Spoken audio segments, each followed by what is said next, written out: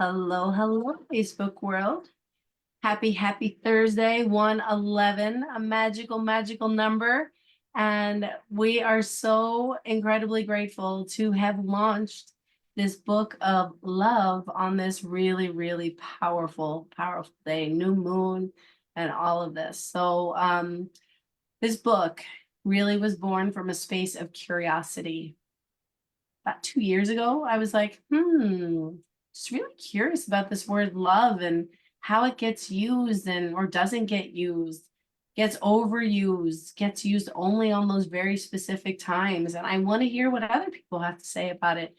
And really the beauty of this book too is that it's photography, video, and or writing.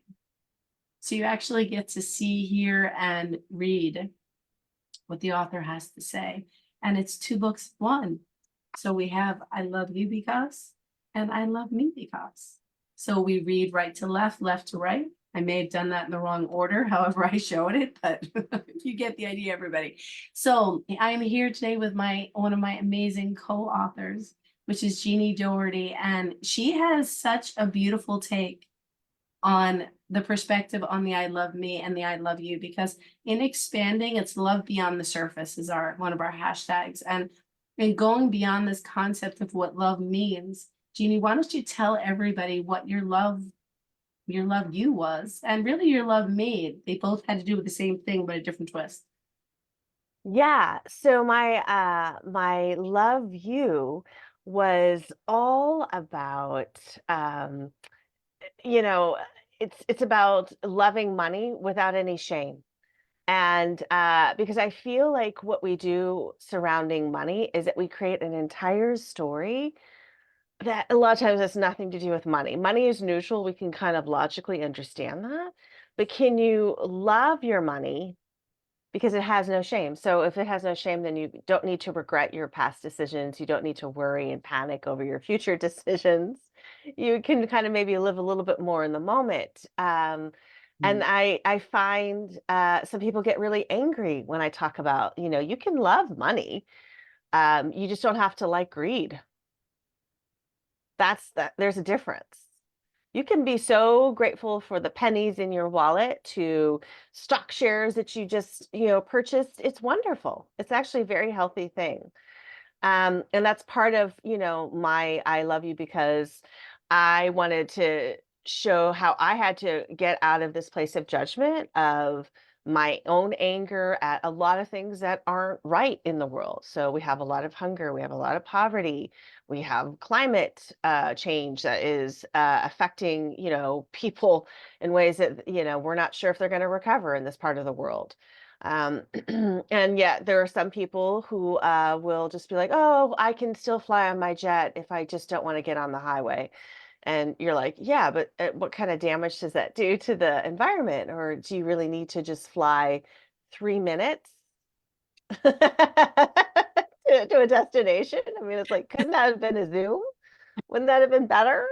Or maybe you need to plan your day this way. And they're like, oh no, I need to do. So I wanted to get out of that space of judging. And I wanted to get into the space of like, where is the joy and where is the passion? Where is the fun? Where's the nurturing of the money? And so I did a little slideshow of like, me of where I know I was struggling in the past and like thoughts. And I used different archetypes to kind of describe my situation and how it's just a journey. And if it's a journey, then you don't have to judge it. You can just kind of let it be and go with it. So many words that you said really got my attention, which at first was the words shame, judgment, and then very healthy and journey. Hmm. Those are the words that kind of stood out to me. And so much from a space of self-awareness, right? It's like this awareness. It's like you realize I don't want to be like this anymore. I don't want it. I want to change it. And the self-awareness. And I love that you brought up that money is neutral. Yeah. We put everything on it. Hmm.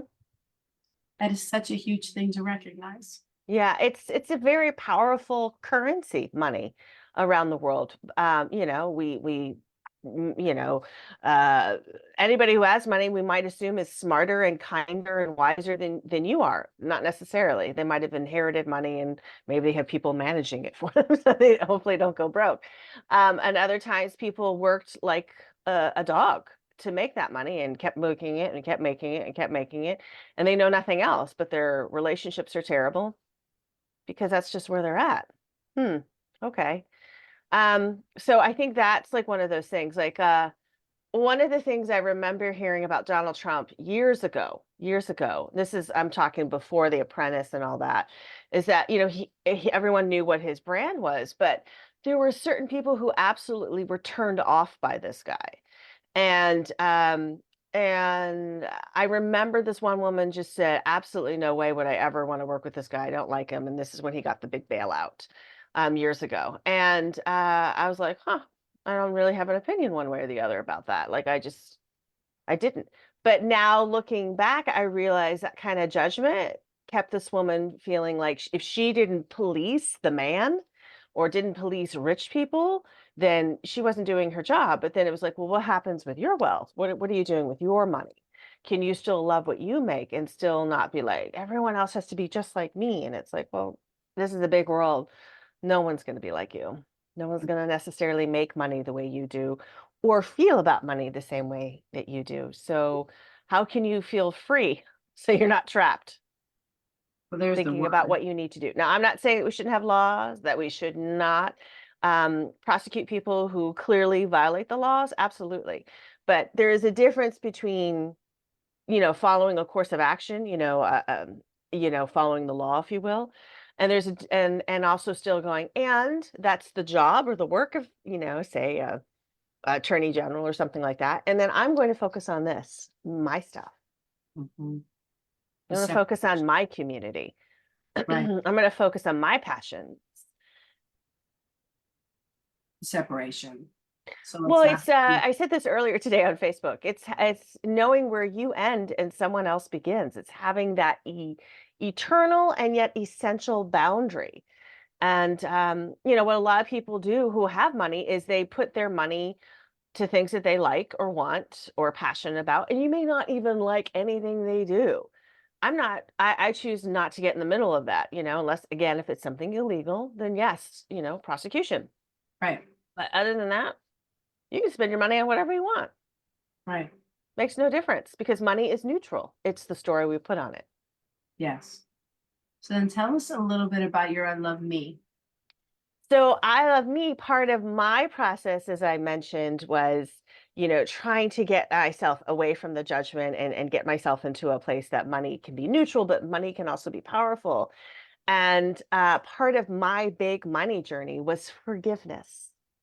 Mhm. So part of what happened is that I had some, you know, I've owned a business, but I had a financial dealing in the family that did not go well. And I had to reconcile a lot of my own actions, my own thoughts, my beliefs, and my own patterns. And I had to make different choices going in the future. But what kept sticking me was like, but Hollis, I got to tell you what happened. I got to tell you all the nitty gritty details. And it was like, no, I don't need to rehearse the story anymore. My journey to abundance is about realizing that, hey, it's, you know, when money can become my friend and teacher instead of, oh, it's just been so hard, the struggle, then, you know, I wasn't living in the place to feel wealthy, to feel rich, to feel empowered. And again, you know, a lot of times when people are carrying debt, it's because they have not forgiven people who have done things. And I'm not saying they should not still be held accountable, but if you're hanging on to more debt than maybe necessary for you, Yeah. we won't get into the argument of good debt versus bad debt. We're just saying you're hanging on to more debt than maybe that's necessary for you, then maybe it is time to forgive people, to really let them be. Because it would be nice if everything's fair, but not everything's equal and fair. Mhm. And that's nothing to do with money.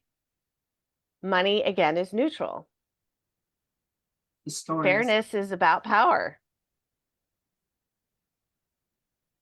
God, you hear that, everybody? It's such, it's such a mindset shift. Hmm. It's a huge mindset shift. But it's also a way of life, like I feel like Yeah. the people who Yeah. really make good mindset shifts, like Yeah. people who really decide like this is it, I'm not no longer going to use drugs and alcohol for whatever the reason, in Yeah. their lives. It's more than just a mindset shift because willpower will only get you so far. You have to be willing to wake up in the morning and start your day differently. You might have to end your day differently. You might have to say no to things that used to be fun for you but are kind of destructive. Yeah. And so for me, choosing to walk a path of forgiveness was that maybe there's something on the other side of this bridge that I just don't see. And maybe I'm going to have an opportunity to create something new with new energy and new love instead of like, Hollis, let me tell you what they did. Let me tell you all these terrible things. And by the way, they did do it. We all know they did it. Like those of us who were there, we are all there. We know exactly. We could pull the bank statements and show you. Yeah. But that doesn't matter. Not today, not in 2024. Yeah. And that's where a lot of us live. We live in the past. Yeah. Truth. Such truth. So, so powerful. This that word journey just keeps coming back to me, and the stories, and it's true because I find that when my energy dips, when Mm. I've been in these dips, it's because it's like these, it's another word, maybe paradigms. It's like you fall back into these paradigms, and it's kind of like it's that uncomfortable, but you're comfortable in the uncomfortable because you're used to it. Yeah. So then when there's a switch, it's like, well, that feels weird. Hmm.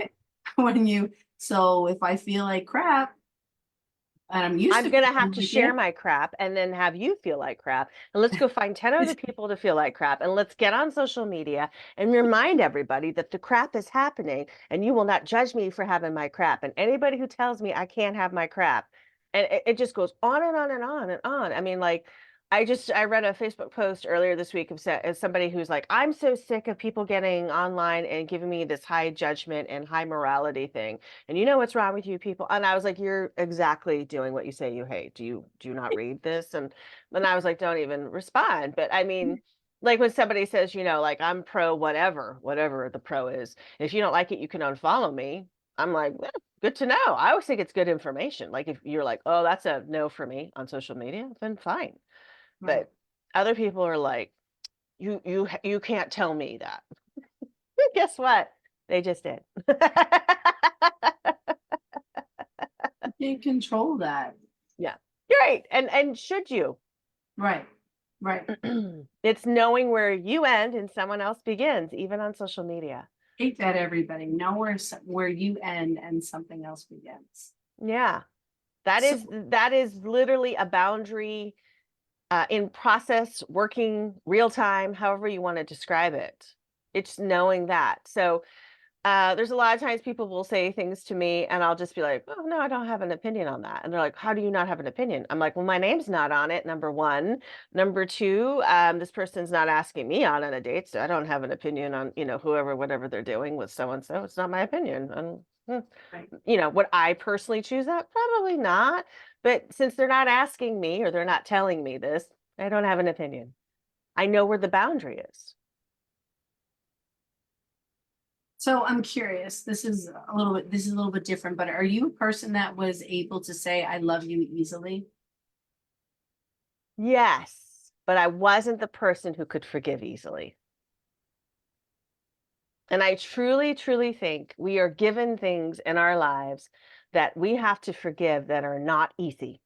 They are terrible, terrible things have been done in the name of who knows what, but they were done. And it's up to us to say, you're right. I'm going to forgive this. I'm going to choose to forgive this because there might be a benefit for me. I don't have to forget what happened.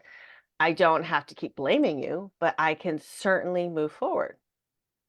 Move forward. And forward is scary, even with money. Like I've met people who've paid off, like, oh, we did all this. Okay, great. What are you going to do with your money now? And they're like, I don't know. I mean, I just paid off. Is that your entire life's work here is to pay off a mortgage? What do you want Right. to do? Right. And the answer is not always easy because we don't always give ourselves the space to sit down and go like, huh, well, if my money was no longer an object of like worry and concern, like I got to make the mortgage, what could I be doing with my money? It's like, yeah, you could easily go and invest more, easy, no problem if you choose that. You could go put more money into your community if you want to do that. You could plan a big vacation. Welcome to do that. You could move across the country. You could move across the world. You could donate it all immediately to some homeless people. You could give it to medical research if you believe, you could do anything. And that's what I think, is the sticking point. We have such a heavy narrative on, but if I'm out there like in a different lane than the rest of my crowd, they're Yeah. not going to want to be my friend necessarily. And it's like, well, maybe you got to get new friends. Maybe there's something on the other side of that bridge that will go, oh yeah, yeah. Well, you're making me think that's people so often limit their imagination.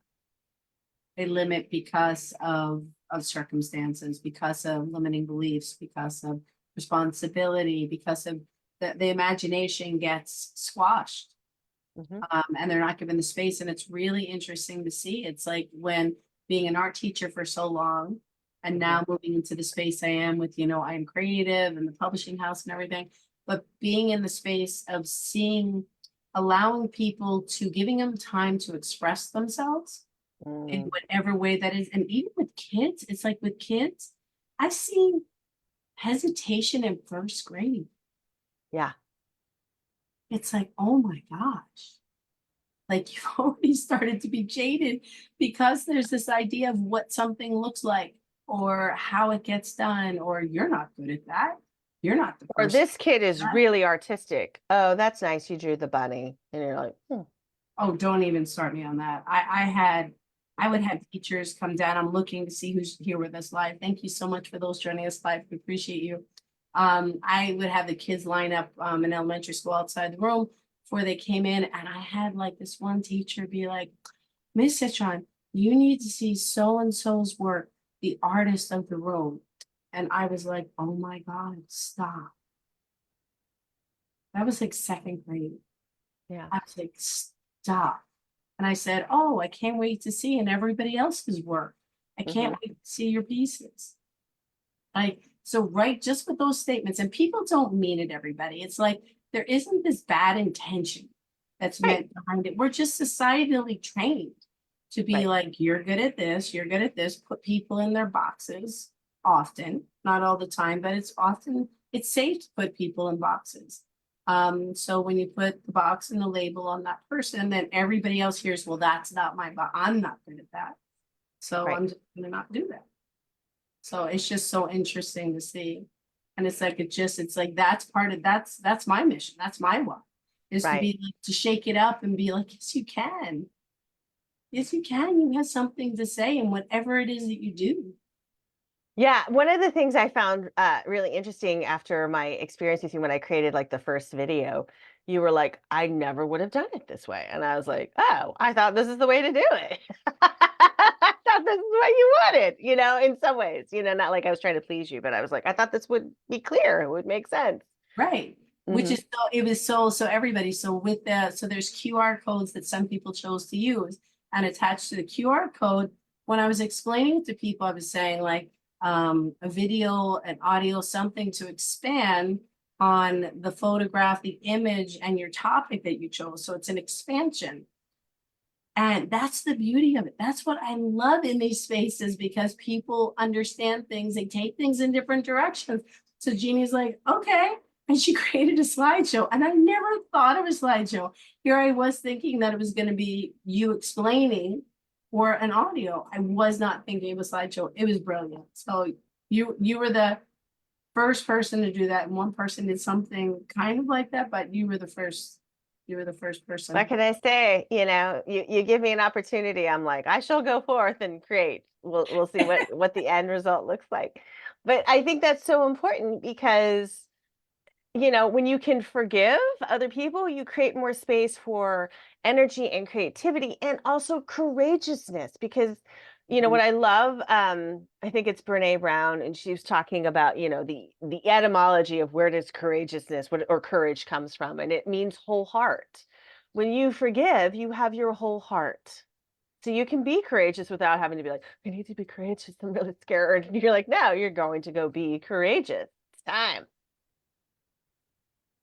I love Brene Brown. Yeah, yeah, yeah. But I mean, like she was talking about words and I just always think, yeah, if courage means my whole heart, then what do I need to lose so I can utilize the power of my whole heart? It's so beautiful.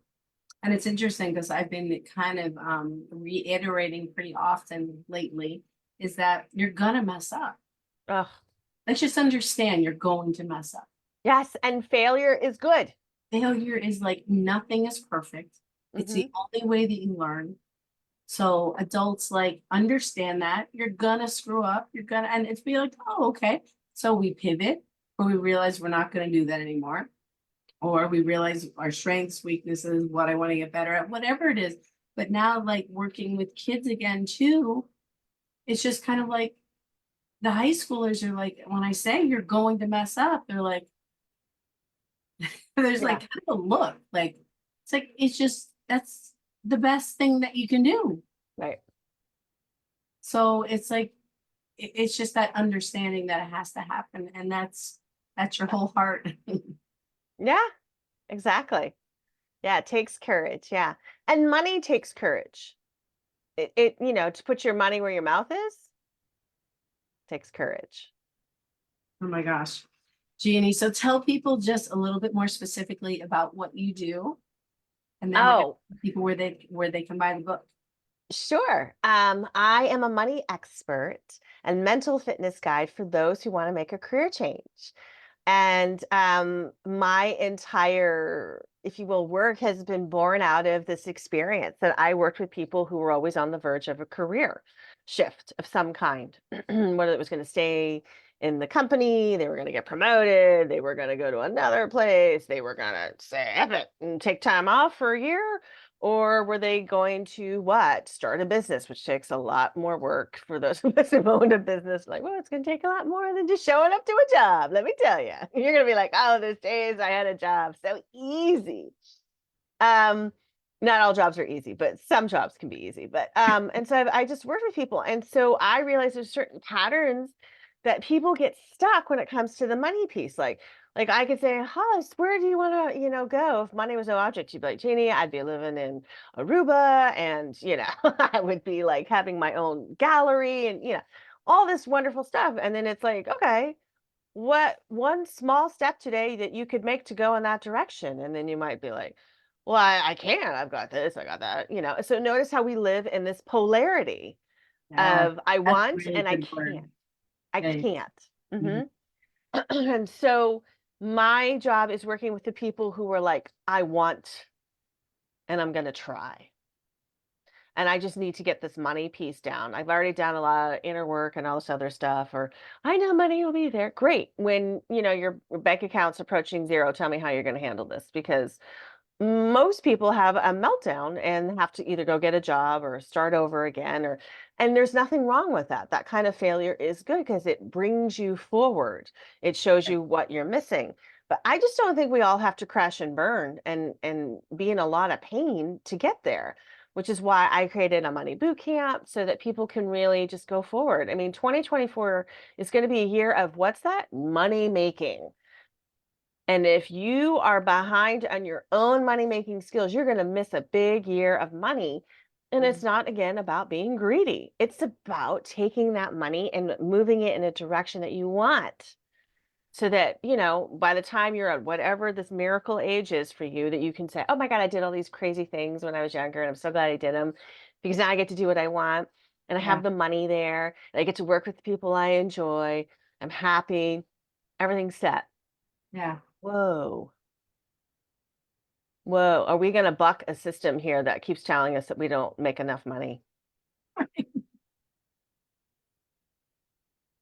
Oh my gosh, how can people connect with you, Jeannie? People need to be Yeah, well, Believe I'm me. here obviously on the old fifth book. I have a Facebook page, but if you want, I can drop my link to my website, and people can hop on and come and find me, and we can, I always offer like a little 30-minute complimentary session for people just to sit down and talk about like what's going on with your money and what would you like to be doing with it, and would you like help? Because some people will tell me, I think I can do it all on my own. I'm like, great, go for it. But most people can't. I can tell you, I have a money coach that works with me, and it's amazing the stuff that I, uncover and figure out and do all these things. Right. And then, but I've had coaching throughout my life to help me get better at not only my skill set, but also being better at me. So that's what it's there for. Yeah. Yeah. Beautiful. So this is why you need to reach out to Jeannie. And I wanted to give you just like a little heads up that like this is an example of her page. So we got the imagery, we got the title, we got a little bit of some words underneath, and then the QR, the other side helps. There we go. The QR code, which when you click on that, then you can see the slideshow. And the beauty of this book that I just love also, my illustrator, Sophie Lane, she's Mhm. amazing. She created, because we agreed that love is about connection. So she created these threads that go throughout the whole book because it's all Yeah. connected. So I just love when she came up with that idea. I was like, yes, Yes, yes. and it makes such a difference from that platform called Threads. Which is just random data. Oh, I want to share this one last thing. I think Yes. I think this audience will appreciate this. But I heard this the other day and I went, "You're right." And that is, there was a brilliant author, I can't think of her name, but she was like, Wikipedia is written for the aliens. And she's such a lover of the spoken word and the written word that if you come to her house, she will open up a book and like, because she's got books everywhere in her house, and start Yeah. reading to you because she believes that stories are what connects us, right? And I just was like, she's right. Wikipedia primarily is data. You know, this is what you want to know. Like you want to know what a bowl is, you want to know what Mesopotamia was, you want to know what creativity is defined as, and we'll give you like the whatever creative thoughts or something like Right, that right, right, right. in theories. But if you want to know somebody's heart, they're going Mm. to tell you a story. So how I always think of that is, oh, Wikipedia is for the aliens. And then I move on. I'm here to Amazing. create a story with you, not data. So freaking powerful. That is the most beautiful way to wrap this up, Jeannie. I'm so grateful that you're part of this. I'm so grateful that you're part of this. We're calling it the love movement, the love mission, because it truly is. It's these stories that connect us, and it just goes throughout the whole world. Because when you, so much of what you said, but how I was kind of hearing things was, is like you don't always agree with certain, it is the forgiveness. It's the forgiveness and understanding the boundaries. And that doesn't mean that you have to be angry. It doesn't have to mean that you have to feel a certain way. You just Right. have these boundaries. Right. And you know who you are because you love yourself. Right. When you love you, everybody, when you like you, if it's not love yet, then start out with like, and then build up to love. But I promise you that when you appreciate you and feel good about you, then you interact with everything on this planet in a totally different and Yes. vibration. You're coming from your heart. Yeah. And it's just, it's the best place to be. So in order to purchase I Love Me Because, I Love You Because, it is now live on Amazon. We are going to put the link above. It is only available in paperback at this point. Soon hardcover to come soon, but no ebook. Because there's two books in one. It can't translate with an ebook. So this is why you gotta hold this baby in your hand and you gotta like look at the colorful pictures and the QR codes and like And really, it'll yes, be the story that you've been waiting for. it's the story she's been waiting for. So we so appreciate you. Those with us here live. Thank you, Anne, for being here. Thank you, Cynthia, for being here. Hashtag live, hashtag replay. Share your thoughts. We will get back to you. And we are sending you so much love, everybody. Alice Citron with I Am Creative Publishing. And join us at 7:30 to meet a few more authors if you would like to have our closing ceremony for launch day. And 111, God, it's a powerful. It's such a strong day. Okay, everybody, this is the real goodbye. Okay, bye.